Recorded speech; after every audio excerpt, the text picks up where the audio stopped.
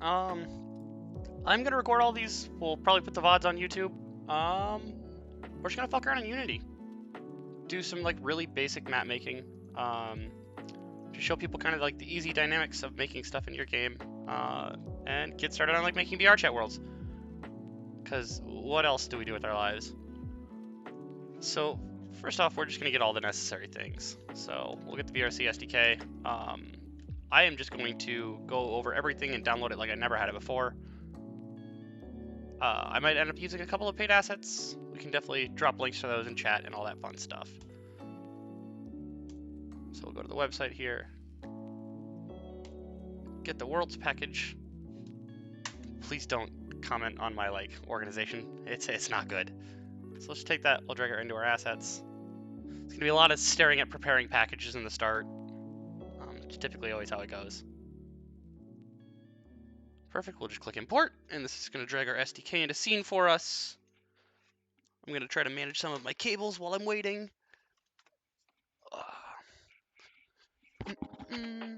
Obviously don't have any of the audio levels perfected yet or anything, so if you guys come into chat, it sounds too loud, sounds too quiet, just let me know.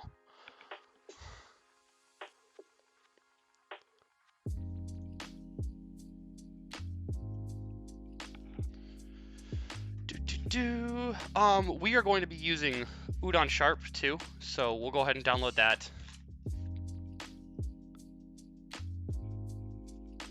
Just kind of getting preemptive downloads while we are waiting for the rest of things to import. And then I am also going to grab the U-Sharp video player. Merlin has consistently made great things. I think I've been using their stuff since I started making maps, honestly. We go here, grab the U-Sharp video package, download that, and then we're going to drag these into our scene. And it looks like we are still importing the SDK, which always takes a second.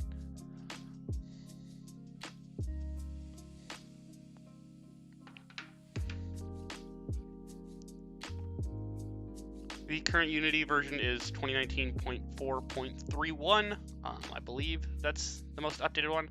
Hi, Theo. So we are just trying to stick with that. VR Chat always makes little announcements and fun stuff when they decide to update the Unity version.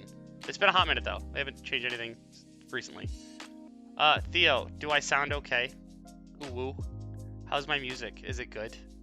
I'm sorry it's not drum and bass. I don't know what a VM is. I'm not very smart. Like a voice modifier? Do I sound weird?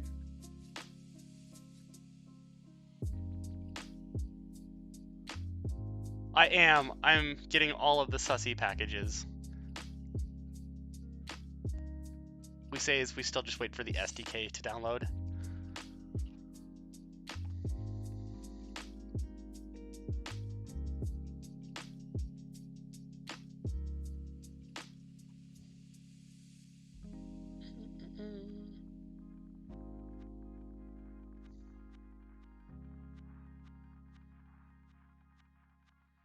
Alrighty, that is done downloading now. Did I grab Udon Sharp? I might be re-importing a package here. No, I didn't. Okay, cool. So we'll drag in this. Oh?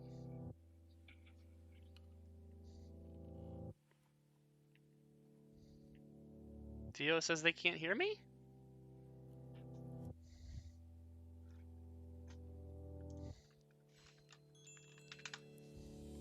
Test.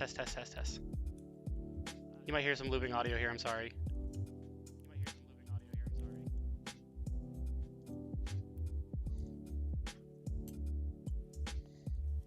Okay, you can hear me. Awesome. Sick. So yeah, we are downloading all of the packages to do a Unity project. Theo, why are you here? You're already a Unity master. You don't need to be here.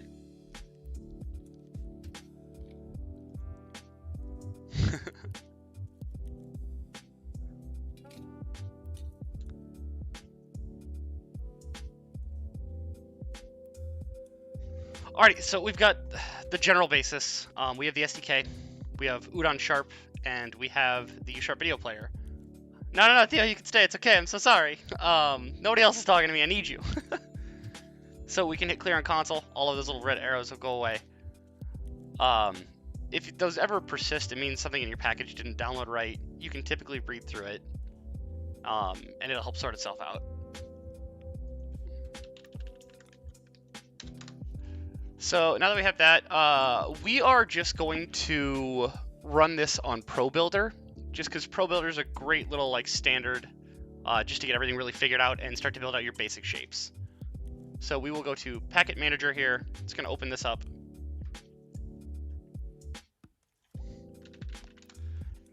And then from here, we're going to wait for my Packet Manager to load. Again, everything on Unity is a bit slow. So we want to make sure we are checked in the Unity registry, and I typically show dependencies in the advanced package. We are building a world. Anything goes. So we are going to look up the word ProBuilder right now. It'll pop itself in. ProBuilder, click install.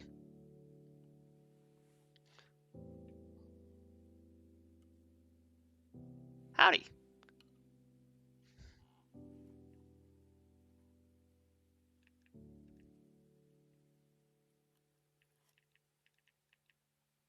I apologize for like abrupt pauses in me talking. This is definitely like the first time I'm doing something like this, so I'm still figuring everything out.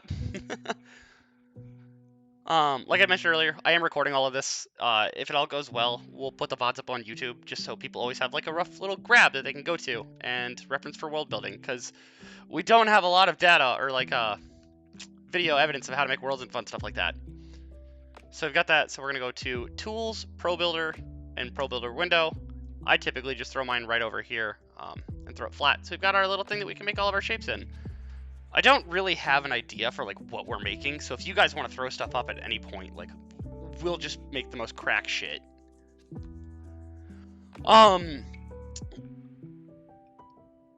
We might go a little fast, by all means. If you need me to slow down, just let me know.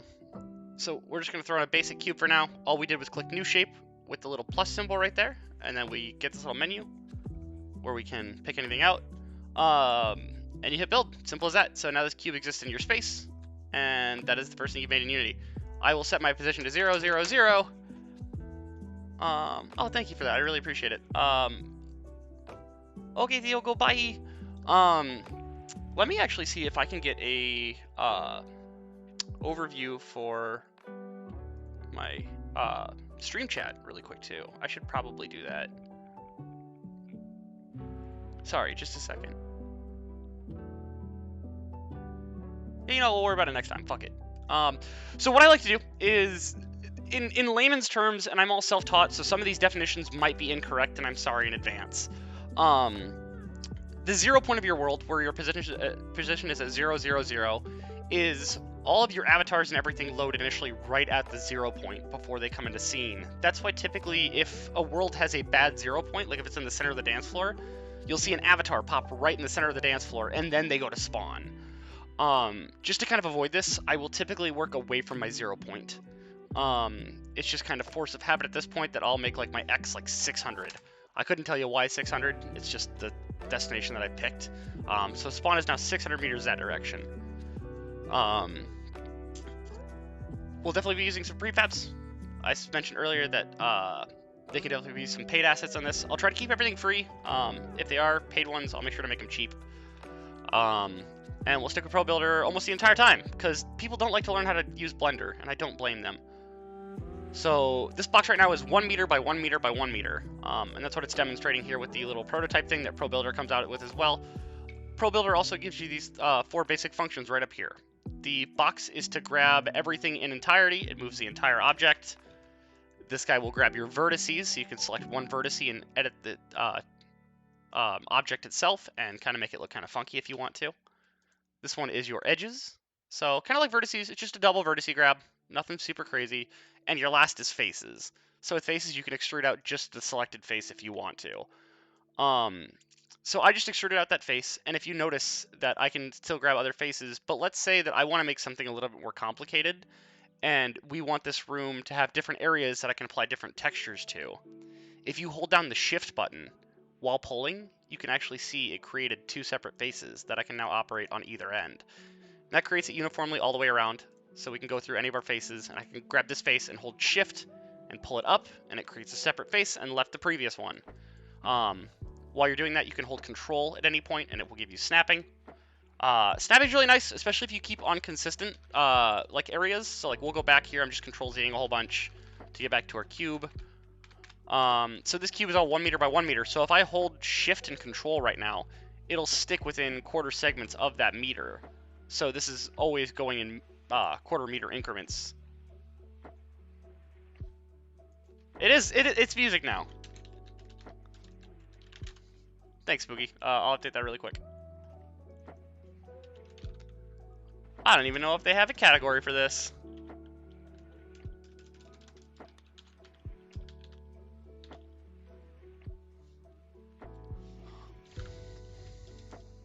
Yeah, there's no 3D modeling tags. Arts, yeah, that'll work.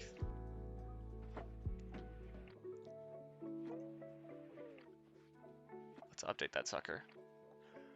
Cool. So, anyways, back to the point. Sorry. Spooky, you better be watching this. You're my roommate, so I expect you to learn how to build things. So let's start with our basic cube right now. We're gonna go back to our face selection, or the object selection. Sorry. And then we have hotkeys. They are Q for hand, W for movement of objects, E for rotation, R for scale, and T is the kind of like master tool thing that I never use. It's a bit much, honestly, I won't lie.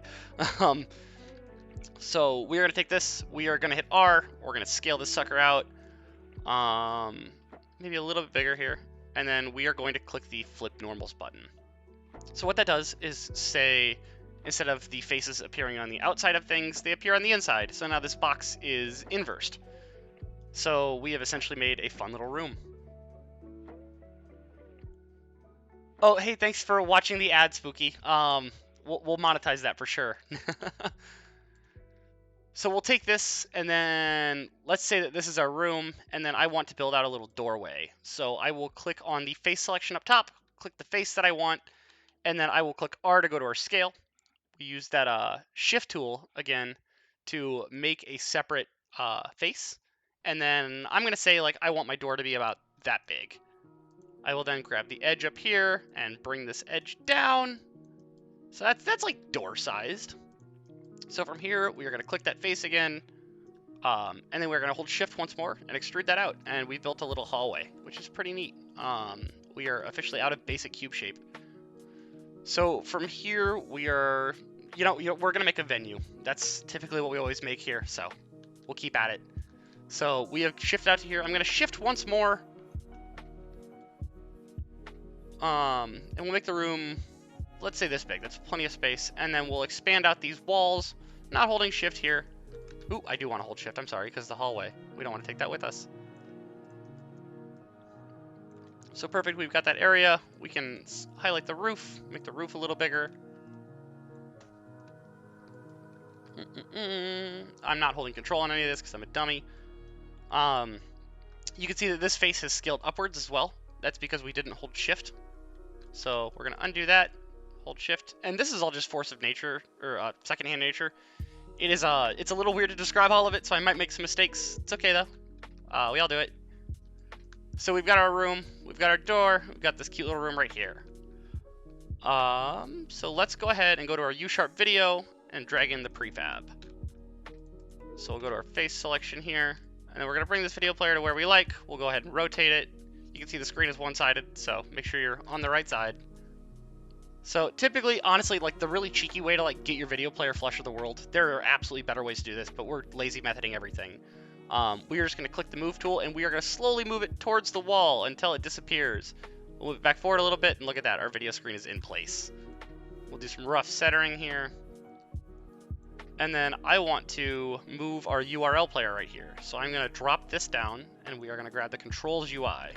The controls are just the player itself. So we'll move it over here, we'll shrink it down, and kind of put it up a little bit. Now I've got our video player and our little UI controls. You might sometimes want to hide these. We can always go over that later if you don't want people to see your UI. This guy also does come with a functioning lock, though, which is pretty great. And then typically the settings that I will pick for this is in my control, or in my U-sharp video settings, I will set the default volume to 1. You can adjust your audio range for as long as you want, and then I will default it to stream mode because we're doing Twitch streams quite a lot of the time, and low latency. VRCDN gang, you know. So we've got that. We've got this little room. this is a great little start. We can go back to ProBuilder, build a new shape. Let's just do an arch here. So you've got the arch. It gives you all these little fun things that we can edit it with. We'll just build out a weird DJ booth for right now. So I like that shape. We'll hit build. It's built in our scene. Rotate it sideways. And move it to the correct spot.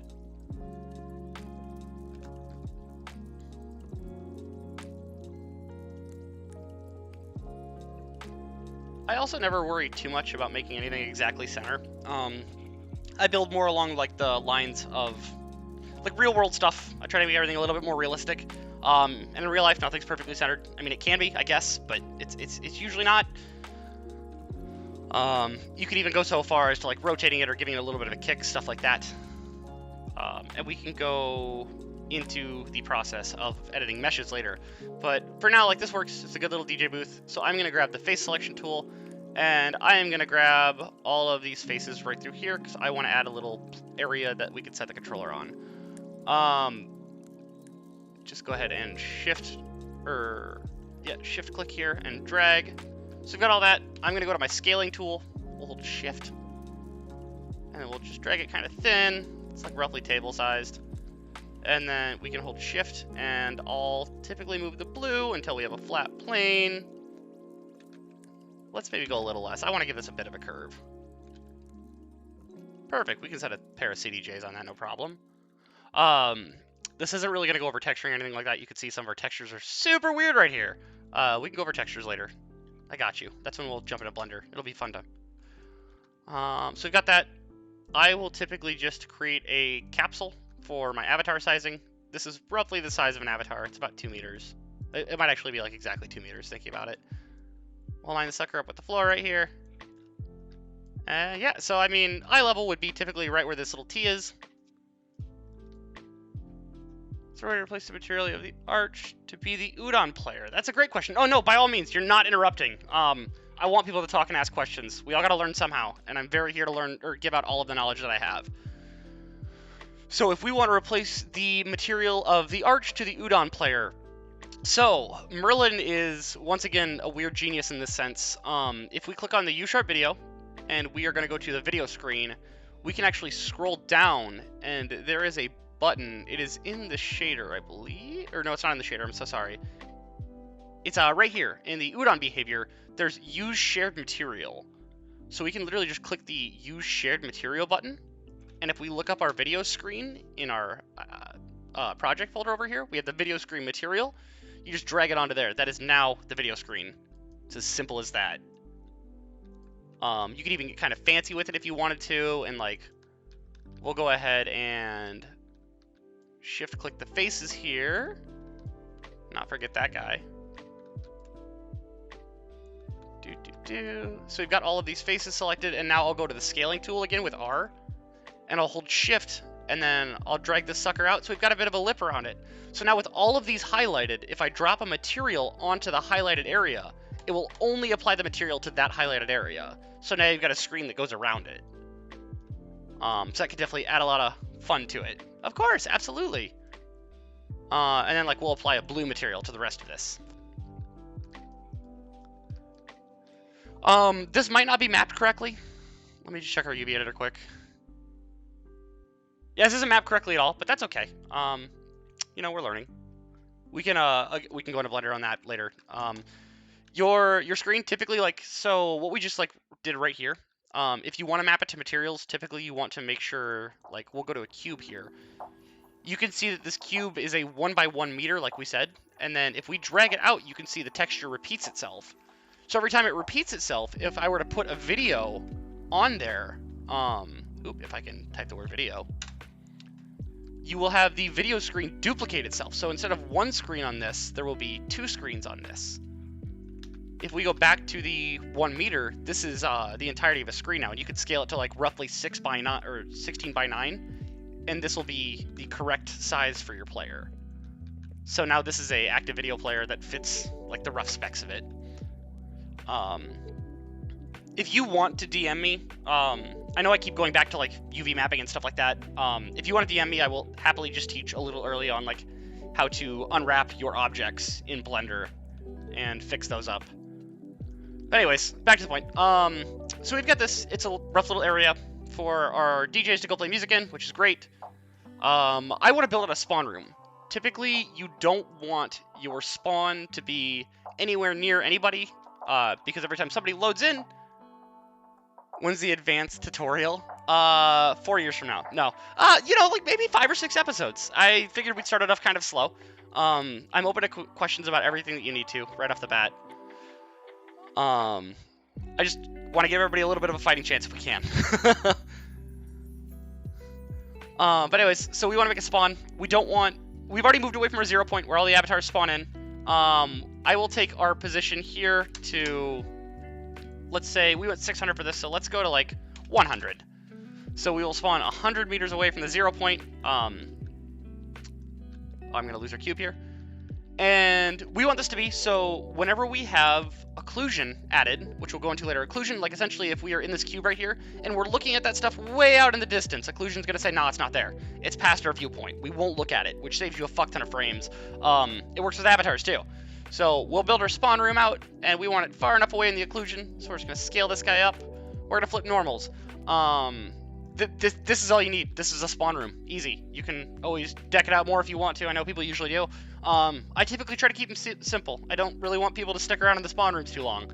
I want them in the event. So we'll leave this here. We can even label it if we want to.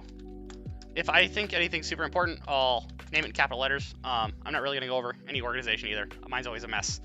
You just get used to clicking on things. So we've got that, and now let's get some cool materials in here. So we'll pop on here. I love PBR materials. They are very heavy. Freepbr.com is a great one to go to. I can spell, I swear.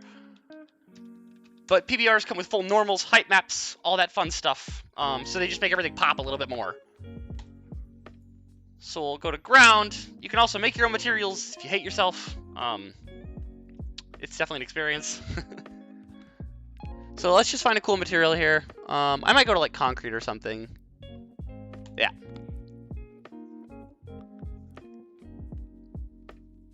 I use this one quite a lot. I think it looks really nice. So we'll grab this. I think we'll just download the blend. That'll be fine. We'll get this. It'll zip it. I'm gonna zip it. All that fun shit.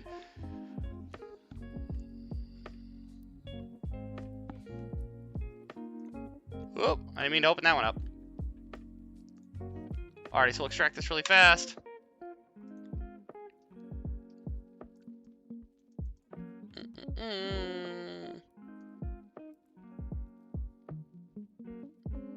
And concrete. So there's the unzip folder. I'm just going to drag and drop it into our Unity assets. Then in assets, we can click concrete, and so we've got all of the textures right here. I don't need this. I don't need this. We'll just delete them. So we're going to go ahead, right click, create material. We'll name it concrete or whatever. Sure. Listen, don't judge my hard drives. They're bad, I know. It's fine. I don't organize anything. Somehow I still manage to navigate things. So we can either add all of these materials right now, or we can do what I typically like to do and throw this on so we can see it progress. So we can read through the names here. So this is our Concrete 2 AO, which is ambient occlusion. That goes on your occlusion layer. This is your albedo, which is your color, your height map, your metallics, your normals, and your roughness, which will be your detail mask. So first off, we'll just drag ambient occlusion into occlusion. This is going to be our albedo, so we'll drag that into albedo. This is going to be our height map. Drag that into height. This is going to be our metallics. Drag that metallics. We'll drag this into normal. And you can see here, it says this texture is not marked as a normal map. For some reason, it doesn't like normals. Just hit fix now. It'll look fine. Is the HDRP available for VRChat? It is not available for the VRChat. So the thing is, when you're using the VRC SDK, it is its own render pipeline. So swapping to HDRP will just broke everything. And then we are going to add our detail mask in here really quick. So now you can see, like, wow, we got concrete. And it looks kind of like detailed and fancy. Our smoothness is a little bit up, so we'll turn that down. Are you currently trying to use the HDRP and it's breaking your project? Or is this something in the past? I'm Trust me, I'd love to use the HDRP too. It's mental. I managed to get to use it on a project with Ocean World, and it was super fun. Everything looks so much better. So we've got this concrete. We don't want all stock materials all the same way around too, you know? I mean, if you ever go to a world in real life, like, your ceilings aren't going to be the same as your floors. That's kind of weird. So we'll go to our materials here for right now, and then we'll highlight the floor. And then keep highlighting the floor. It was in the past. Okay, well, it's unfortunate, but I'm glad if you were trying to follow along, it's not broken while you're following along.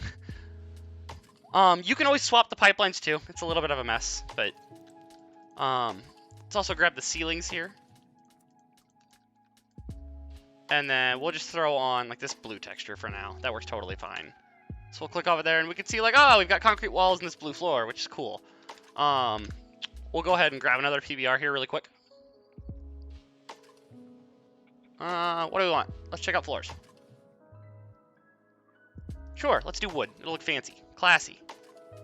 So this one actually is a Unity specific file, which is always great. We want soup. I mean, I can open up the Soup Hut or the Soup Club project. It exists still.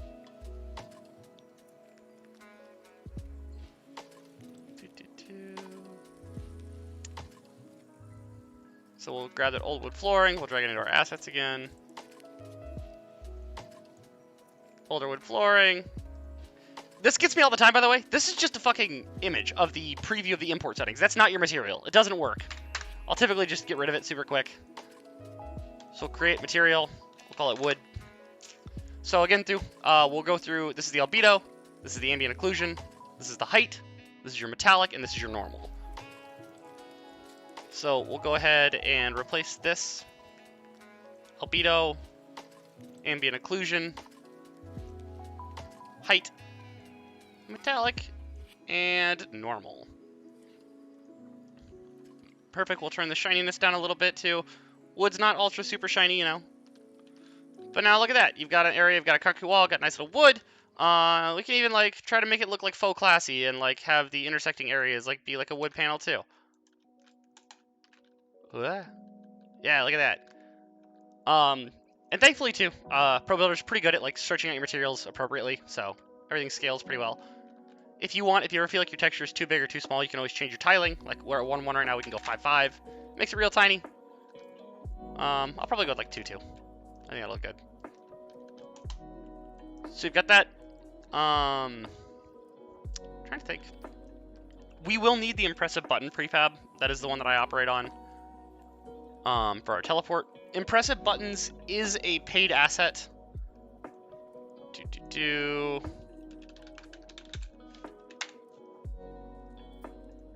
It's pretty cheap though, if I remember correctly, and Mark is an awesome creator. These work amazing.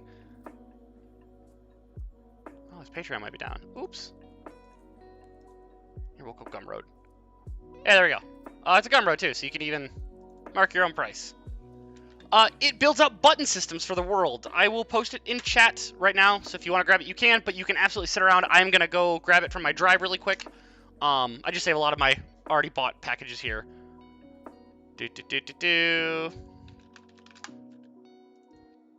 Buttons. Download. But yeah, I will go through this. I will show you some really basic concepts that you can do with this. It's great for building out teleports to your world. So if we want to teleport from the spawn area, like, to our dance floor area, we'll let this zip up.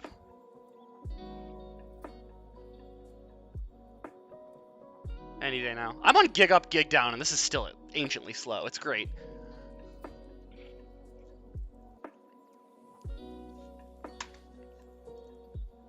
Perfect. I actually think I already had this zipped in my Speedhouse folder too, ironically enough.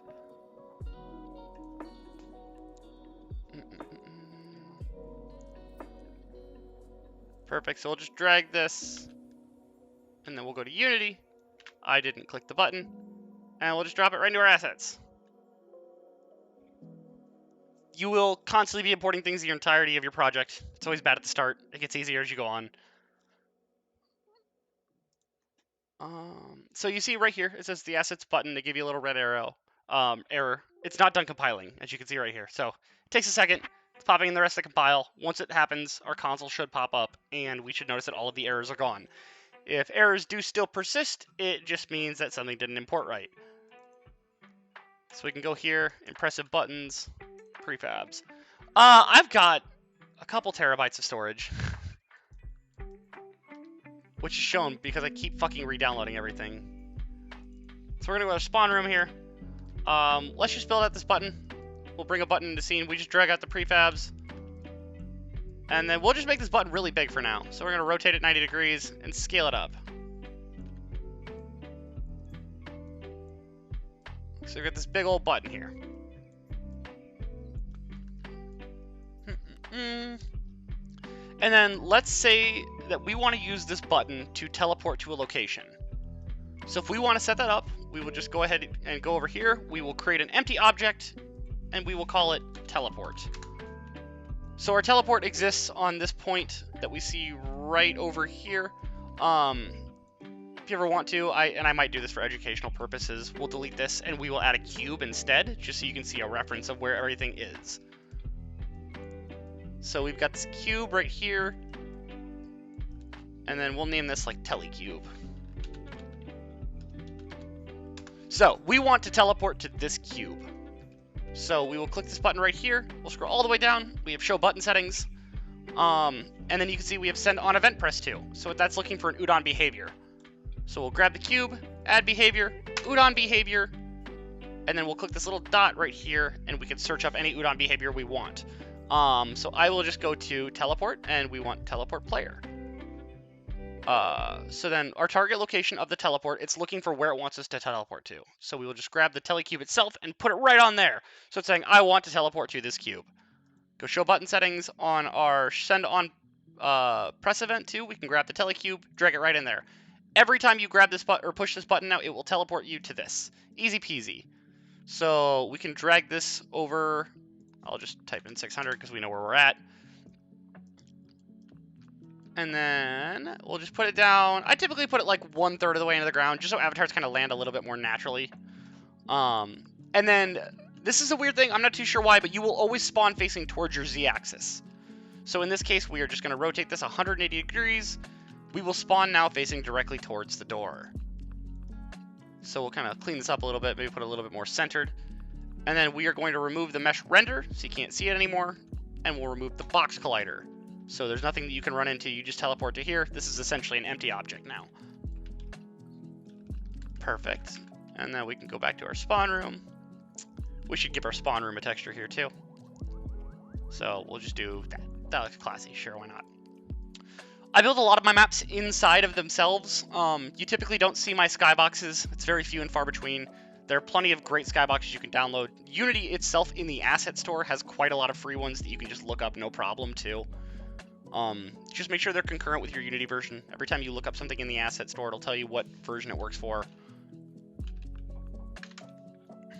We'll download one here just to say we did it. I don't know if it's just me, but the Unity store has been broken since their New Year's updates. We'll click free assets here. Find a pretty one. I already have this one. We'll do that. Yeah, see, Unity Store is broken for me. So we will just go to my, we'll go to my assets here. And then we'll just search for skybox. For some reason, I can download off here. But yeah, we'll hit import. Yeah, it's so fucking annoying. And God forbid they ever work on it. So importing this, when we import this, it'll put it directly into our assets. We can go back to our scene. I'm just going to cheat. I'm going to type in the word sky. Import the package to Unity project, look at the material folder. Diverse space material is the name of it, so... Cool, so we can actually just make this one. This is a 6-sided. They might have a prefab already. They do. Cool, look at that. We got a skybox. Just drag and drop. Easy peasy. And you can see the skybox is reflecting off this cube. Pretty neat. Let's say that we want to have pretty reflections in our world and we want our video player to show reflections in here. So we will go over here, 3D objects, or sorry, lights. There we go, reflection probe. My knowledge of reflection probes is incredibly limited. I do exactly what works for me. It might not work for you. Typically, I will click the edit button. I will want this guy in the center of the room as much as possible, so we might move him a little bit more this way. I'd say that's relatively center. And then we'll go back to edit, and we will drag this edge out. You can hold Alt. It will drag both sides at once. We want them to go right outside the edge of the walls. So we can see, actually, my left side disappears a little quicker than my right here. So we'll go back and move this a bit. And we'll just keep goofing around until they both kind of disappear at the same time. There you go. They disappear pretty uniformly. We'll do the same for the other walls.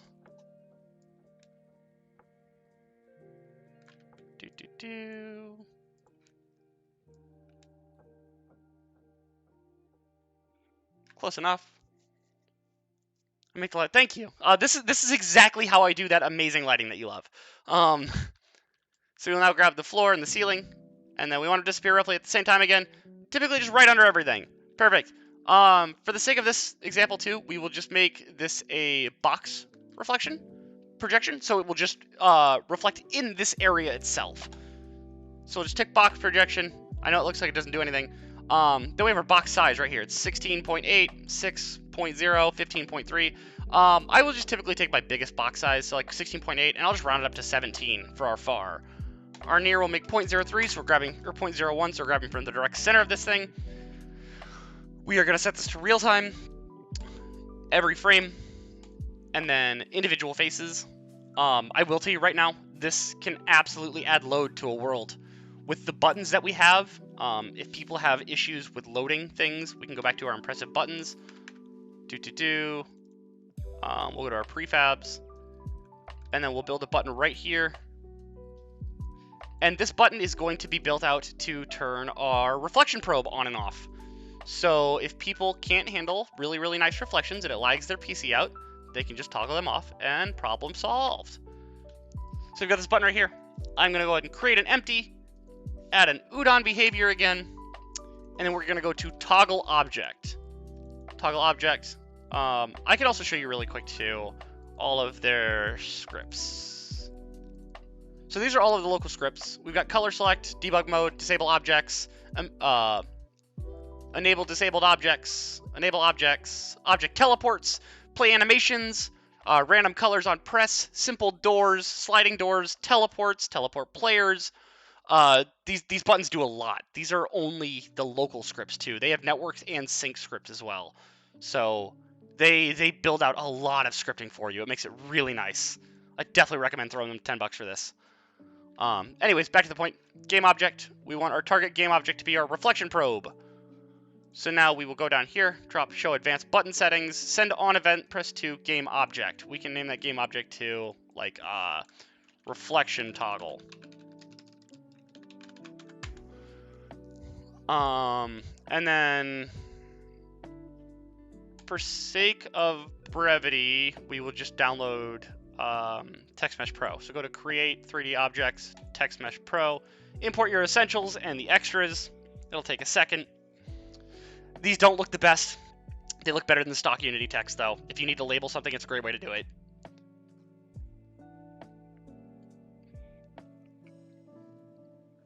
If you guys hang out to the end of the stream too, if we're friends on VR chat, you can definitely just pop in. We'll publish this map and we can go hang out in it.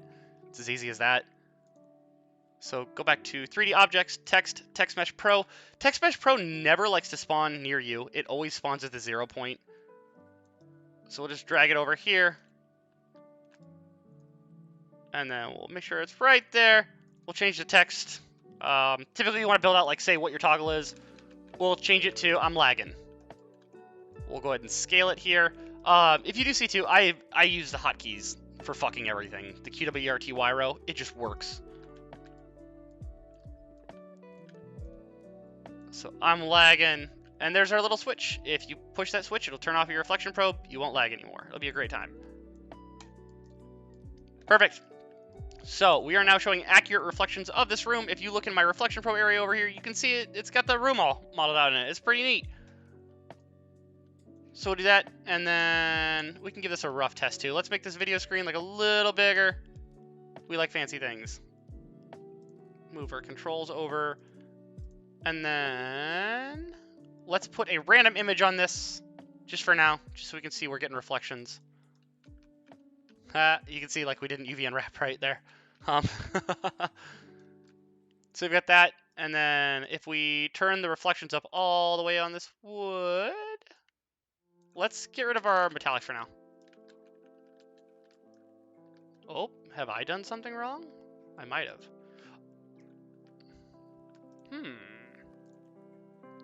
What have I forgotten to mention? Oh, no, we're getting reflections. It's just the wood itself. Yeah, you can see our screen is now reflecting well on the concrete over there, which is pretty neat. It's got pretty one-to-one. We'll leave the metallics off of that. I don't care. We'll turn this down a little bit, just so it's a little more dissipated. Yeah, you can see it's lighting up on the top just faintly, too, here, which is really nice.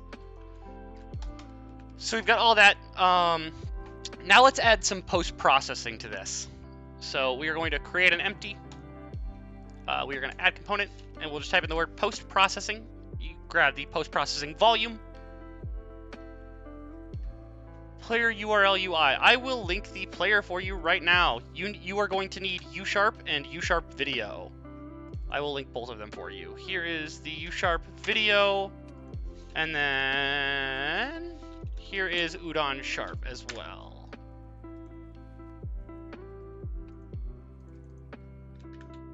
Just drag them both into scene. There's a prefab for the video player. It works really good. It's the most stable player I've used. Perfect. Anyways, so we made a game object. We added a component, post-processing volume. We'll set it to isGlobal. We want you to see this post-processing anywhere. We will create a new profile, and then let's add an effect.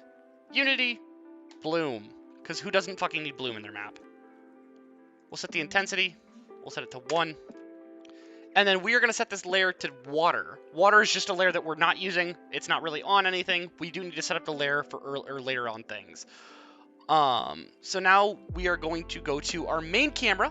We're going to add a component. We will do the post-processing layer. So the layer is looking for a layer. We are going to grab the water layer that we set ours to. We did not drag in our VR chat world. Your world is essentially just your player spawn. We'll just put it over here for now. So we just drag and drop the prefab. Make sure it's in the map at least. Cool. So that's where we spawn. On our VRC world, we want to... It has a reference camera. So we want to reference the main camera because we put our post-processing on the main camera. If you notice, nothing here changed. I turned this off on purpose. I notice all the time people will come to me and they'll be making stuff and they go, Biscuit, I did everything right, but I can't see my post-processing. If you build and publish right now and you go in-game, you'll be able to see it. The reason you can't see it right now is because up here, your layering is turned off. It toggles your skybox, fog, all your effects, everything like that. It took me a long time to realize this button existed. You click that, and your bloom will enable. So now if I increase the emissions of this screen, you can see we have a lot of bloom. I will typically, if I want my screens to light up a little bit, you can go to like 0.1 or something of the sort. Like let's do like... yeah, I mean, like 0.1 is honestly even a little aggressive here. So we can go to like 0.2. It's got a little bit of desaturated blowout and bloom. It gives it that effect of like you're looking through a camera at this, essentially. So we've got that, and then if you see, if I create a light in this scene, so light, point light,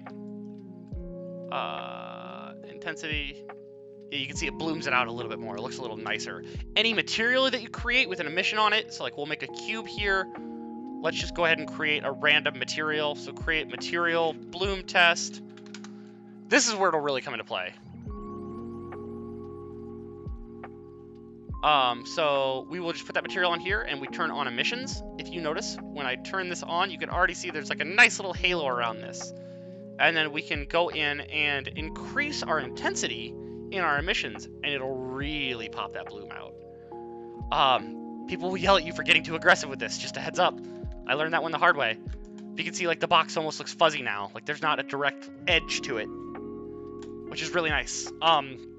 Proper lighting is what make your map 100%. If you get your lighting to look really good, everything else will look really good. So we have a directional light in here that I'm going to go ahead and delete really fast. So the only lighting we have right now is our video player. which is really cool. I like that, but we're not gonna keep only a video player. We probably need some audio link. You guys all like audio link. We all abuse it. If I can type. So we will go to Lilu's audio link. Actually, I lied. The most current version of audio link for me, for some reason, is broken. I am gonna grab audio link from another folder really fast. I will go to my project, show and explorer, assets. I couldn't tell you why my audio link is broken, but it is. So I'm just going to grab this out of my other project. If you guys have found out too, I will show you what audio link looks like. If yours doesn't look like mine and it seems broken, message me. I'll give it to you. Yeah, it's very easy to abuse audio link. It's fun though. It's cool. It's sick. I literally have an avatar that just is entirely emissive. I think it's hilarious.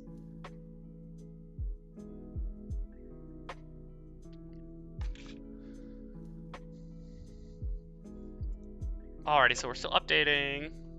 Perfect. I'll go ahead and clear my console. Force of habit, I always clear my console after everything to make sure we don't have any red errors that pop up so they don't fuck us over later. So now we have audio link, so we'll go into the audio link folder. There are two in here. There's audio link prefab and there's audio link avatar. We don't need the avatar. We're not making avatars here. So we'll drag the audio link into scene. So audio link should have this little box, but there's nothing. You don't see anything on either side. When it's broken, you'll see like a one-sided mirror on this thing. That is the clearest indication I found out that it's broken. So we'll grab that. We will grab the audio link controller. We'll move it over here. Rotate it. We'll like make it look slightly realistic, you know? Like we'll put it on the desk. Perfect. You can also just delete this handle if you want to. If you don't want people to grab your audio link, you can just go over here. You can drop down. You can unpack the prefab and delete the handle. It's gone. Nobody can pick it up anymore. It is stuck there until the end of time.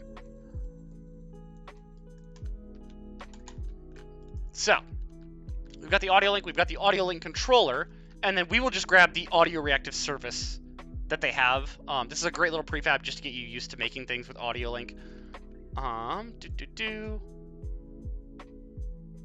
gonna remove this udon behavior. I don't need it.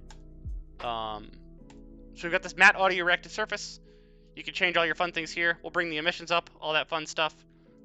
So this guy will now bounce to audio link, hypothetically. Let's just add some audio link like right next to our video player, and let's turn some of this bloom down because this is egregious to say the least. And this pack, you can also download Poyomi. Poyomi has an updated audio link as well. Poyomi has worlds and worlds and worlds and worlds of insane things that you can do with audio link. I keep a lot of mine pretty subtle, but you can go pretty nuts with it. So I'll do this. Like, look at that. We got two audio links. They flash to our music. Looks really great. If you notice I keep going away from the project, by the way, I'm just clicking on the space. Call it being autistic. That's what it fucking is. I can't have objects like hovering like this, and I can't see my objects, so I just click away off screen to get rid of them. You'll notice that a lot. It's just force of habit. I'm sorry. So now we have PBR materials. We have bloom. We have reflection probing. We have audio link. This is almost everything that most stock clubs have, which is great. I mean, this is all the big scary things. Let's go ahead and get rid of our reference here. We'll delete that. I'm going to leave this video player. I'm not sure what it's going to look like. It's going to be funny to see when we build and test. And let's put our VRC world in our spawn really quick, too. Sorry, I know it's a little all over the place. But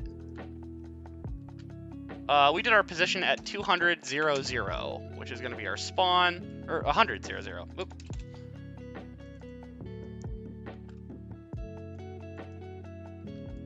So this is our spawn. We'll rotate this so we're facing towards the button here. Close enough. Doesn't have to be perfect.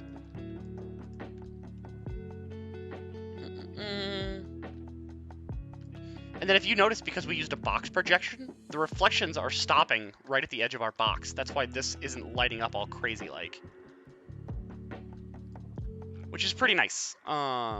We can always bake another reflection probe out there or something later if we wanted to as well.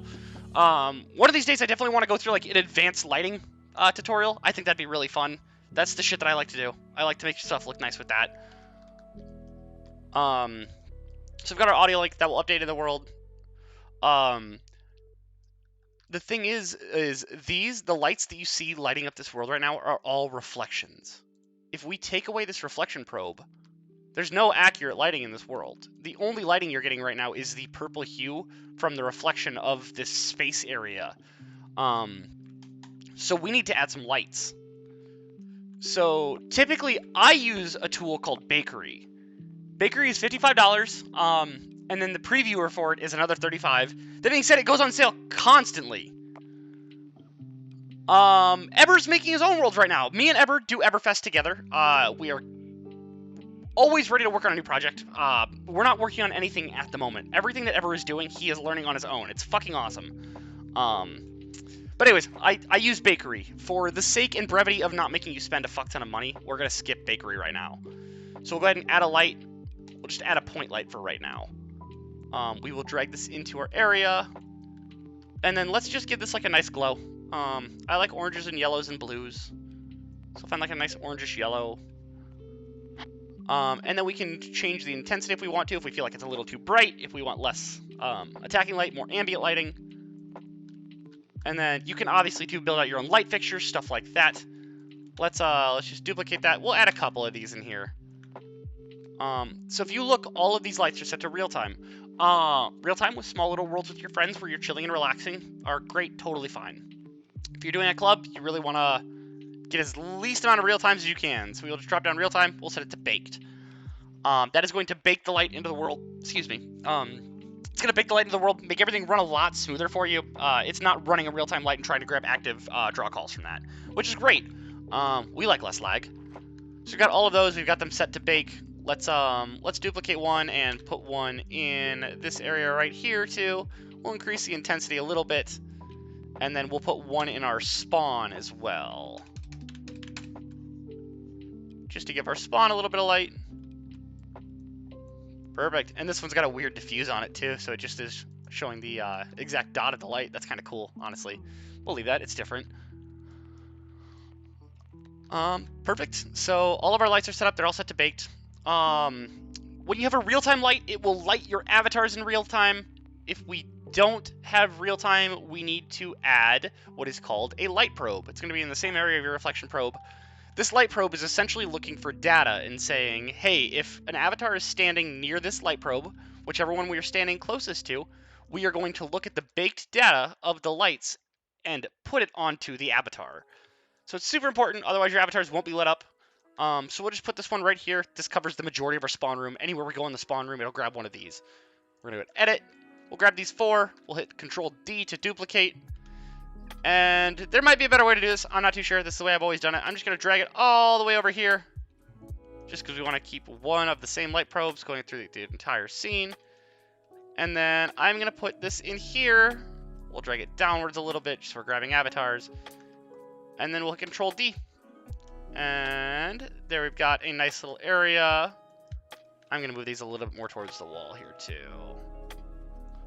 If you turn off your fog gizmos, etc., you can see if they go through the wall. So you can just go right on the edge, which is always a great time. So we've got that. We're right on the edge of our walls here. And then we are going to light probe the area inside of here. I am not going to do very advanced lighting here. We only have lights in the back, so that's typically the best way to probe. We're just going to spread these out now, fill up to the corners. And there's our light probe. Easy as that. This is a super rudimentary one. It will work. It will light your avatar. That is what we want. Light probes do come at a cost. They're not free.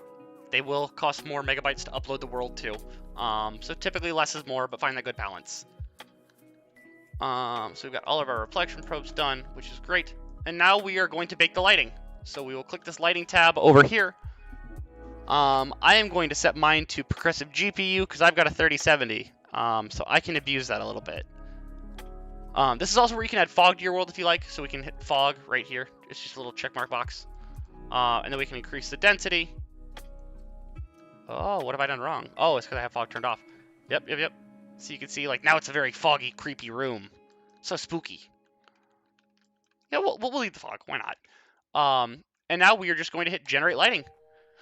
This is the most exciting part of the stream, where we sit and wait for it to bake. It should bake pretty fast. Usually it doesn't.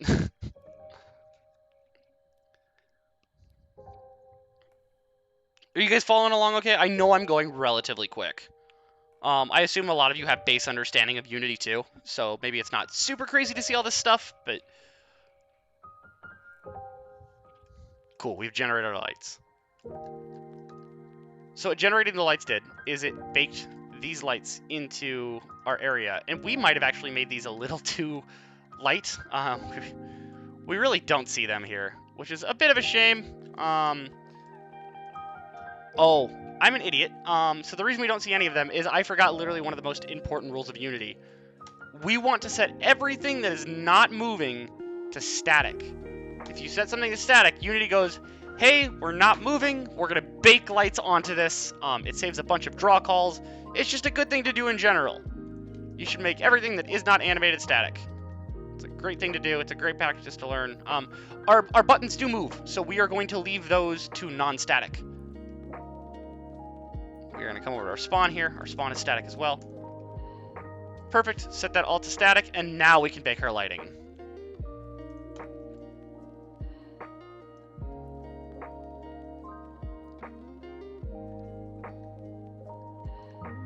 So you can already see here it's kind of starting to bake it on a little bit.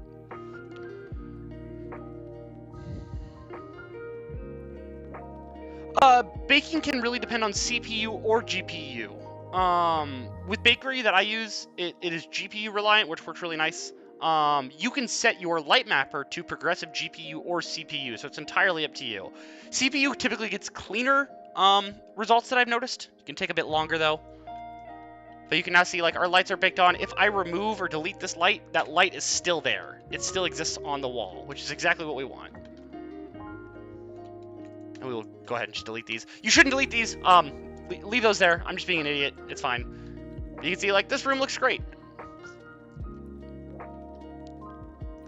So now, with that, we can go to our occlusion tab. Your occlusion typically won't be over here. The way you can find it is go to Windows, Rendering, Occlusion culling. This is also where your light settings are.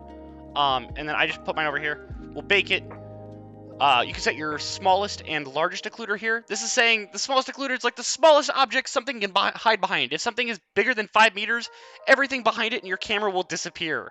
This is saying if you see a hole bigger than 0.25 meters, you can be able to see through it and see the objects behind it. Any hole smaller than that, you won't see anything through it. So we'll hit bake. So we can see now everything disappeared. Whoa, scary, my project's gone. We'll click cameras, and we'll use the main camera. So we can take our main camera here, and we know our position is 600 and 0 and 0. So everything pops up again. It's all here because our camera is looking at it. These are all of our occlusion boxes. If I turn my camera away from here, you can see it activates the screen. But like if I move it out of the scene, it'll disappear. So if we're not looking at it, it's not loading. It's great. It saves you a bunch of frames, saves you a bunch of draw calls. It means you can pack more shit into your world too, because you're not loading it all at once. So we have occlusion, lighting, reflection probes. We have a screen in here. This is everything you basically need for a club. Why don't we build and test this? See how it looks. I have to log in really quick. Don't steal my account. I need it. Let me get my 2FA up really quick here. Is this against TOS? Is showing your TOA or your two-factor bad? There we go. So we're gonna set up layers for VR chat. Do it. I'm not sure. Cyan Emu. Yes, Cyan. Cyan Emu makes a player that you can just hit the play button on, and it will just build your system out. They also have Cyan triggers. The guy that makes that shit is mental. I saw him in a world the other day. I couldn't even speak to him. He is next level. If you want truly insane stuff. Cyan Emu is great for building and testing. I've stuck to the tried and true build and test, especially on smaller scenes. They load fast, so it's not too much of a concern to me. But yeah, if you're loading big projects, Cyan Emu is a great way to go. You just hit the play button, and it loads everything inside your Unity scene. It's pretty awesome.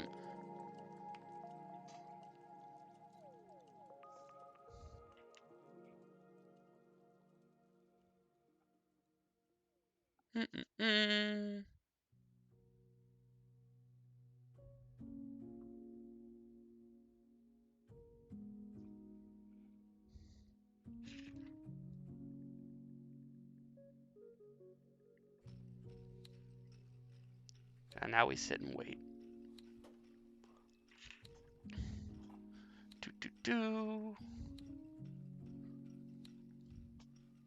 Oh, the impressive button prefab that we drug in here too also has a whole flushed out VRC mirror with toggles for low and high quality.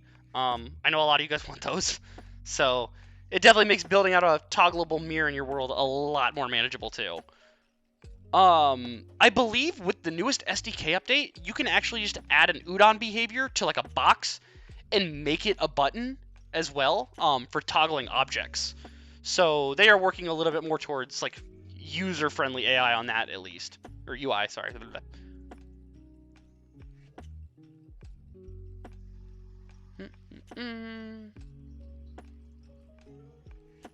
I know, no mirrors. I'm here for that train. We don't need them.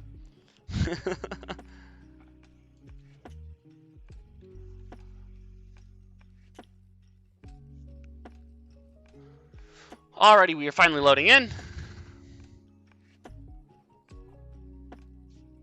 And we're only at 25 megs, which isn't bad for having 2 PBR materials, a video player, full reflection probes, all that fun stuff.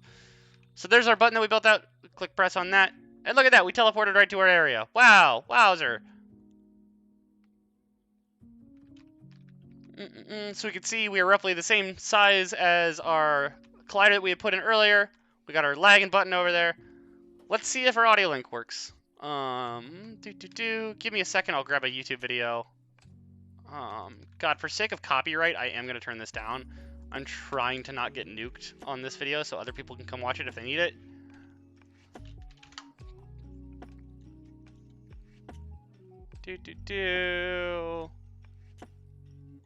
God, I have to find something that I know has bass without looking at it.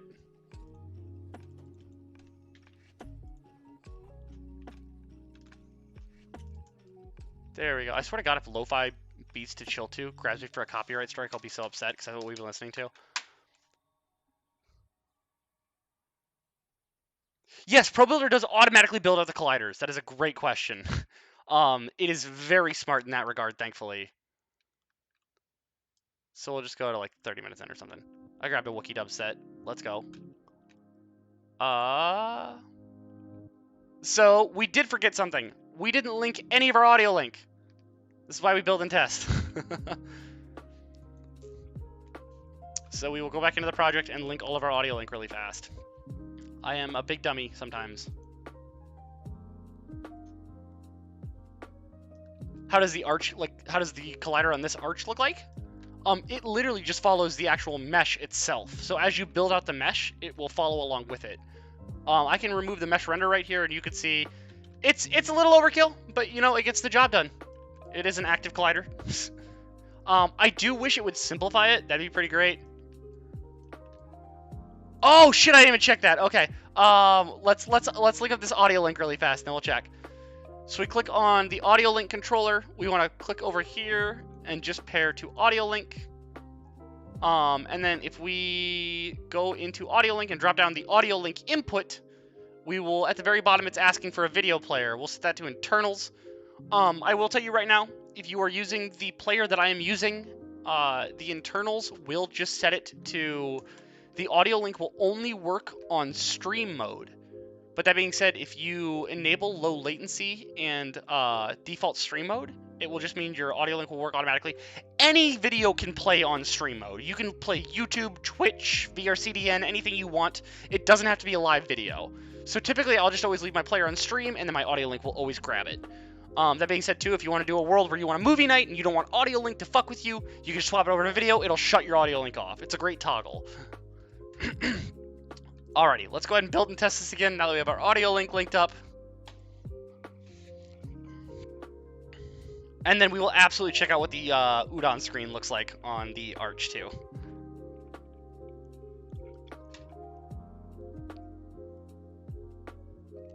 I just kind of did this video spur of the moment. I think for the next one, I am going to try to plan things out a little bit better so you get more of a realistic workflow and we're not all over the place too. I know it's been a little sporadic. I just have a very weird workflow, to say the least.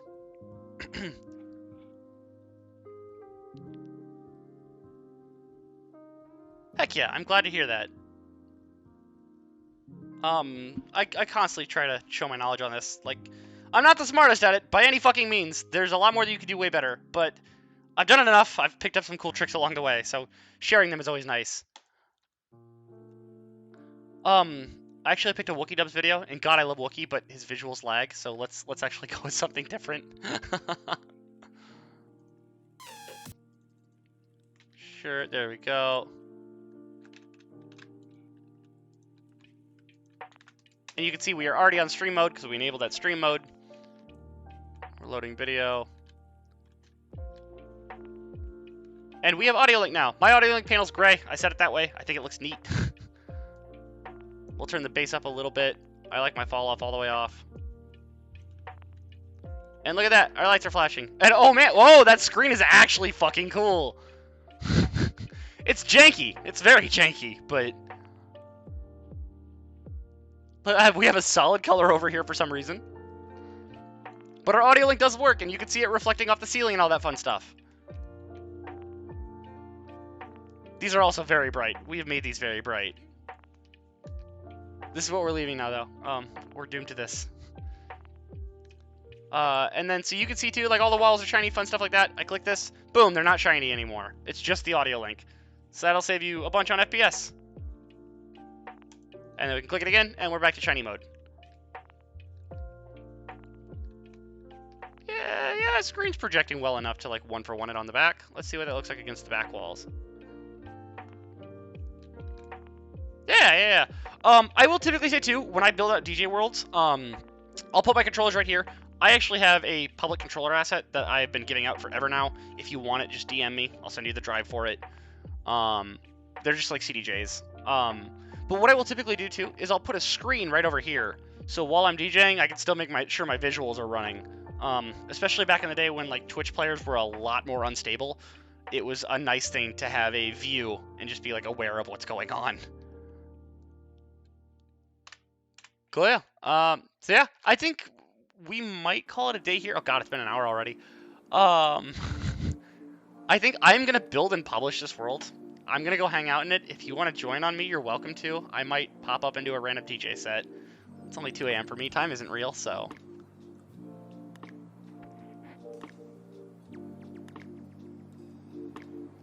Build and publish.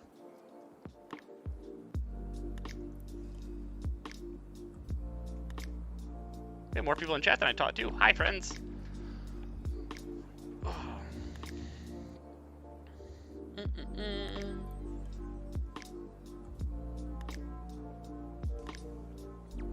I will say too, just going over it once again too. ProBuilder is ideally not the best way to build stuff. You should absolutely learn Blender. It's a great thing to learn, or any other 3D modeling program. I won't stop you from doing what feels comfortable though, and I think ProBuilder is a great way to get started.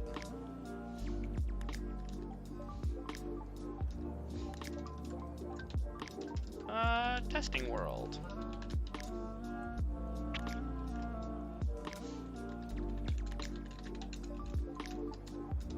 Feel free to put dumb things in your description. People never really read them. They can read, if they click on your world, they can view it, but like nobody ever does. And I will actually publish this to community labs.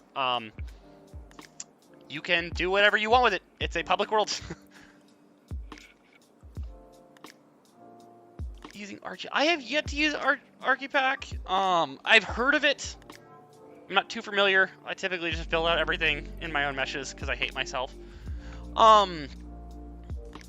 Be careful too if you're using any prefabs, like any asset store prefabs. A lot of them are built really well. Some of them will have like cube map shaders on them that can cause you a lot of issues. Typically just check your material, make sure your material is standard or Poyomi. It's the same as like making an avatar. Don't use a shader that you don't know about, or a material that you don't know about.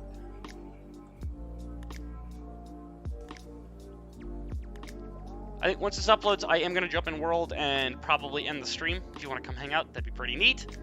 I do think next stream, I would really like to go over like how to build drug shaders or better lighting. If you guys want, we can dabble a little bit into Blender. I don't know. We'll see how it goes. Perfect. Content is successfully uploaded. I will go ahead and just Control S, save my project. Save your project!